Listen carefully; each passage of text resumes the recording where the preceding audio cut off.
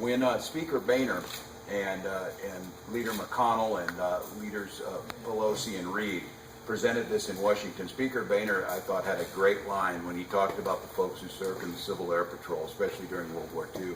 Speaker Boehner said these were not people who were pressed into service. These are people who pressed the government into service. And what their point was on this is the part of the overall war effort, and at that time it truly was everyone doing their part.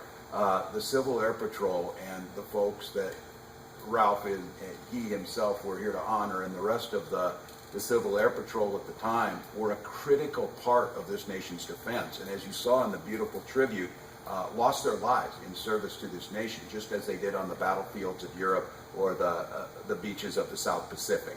And I think today, in coming together and what we did in Washington and what the goal of the Congressional Gold Medal was, is to make note what being a citizen looks like, what being and giving public service looks like. And the Civil Air Patrol has done this now for decades. Generations have come through this. Ralph was a pioneer. He was there at the time.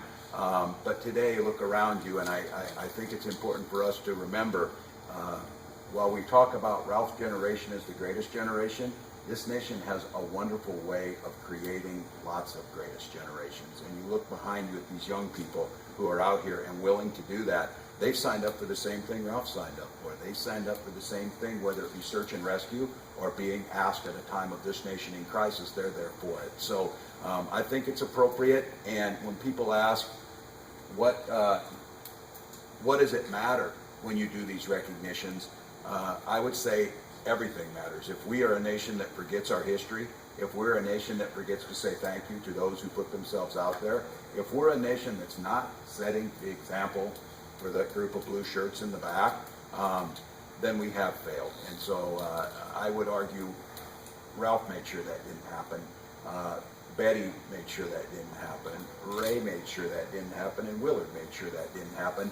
And someday, the names of some of the folks in this room maybe will be mentioned in the same vein. So thank you all.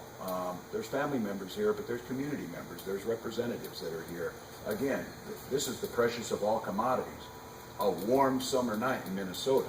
There's a lot of things you could have done, but you chose to come here. And I think we're doing this right. If we really want to honor Ralph and the Civil Air Patrol and the pioneers who did what they did, the way you honor that is how we live our lives. And by coming here, by teaching our young people what it means to be in the service and to give service to this nation, we're doing it right. So Archie and Steve, thank you. You should be proud. I oftentimes think the greatest thing that at the end of the time, when they come to make that tombstone, if they can say he was a good person who did what he could for his country, that's pretty high praise, and that's certainly what Ralph did. So thank you for allowing me to be here.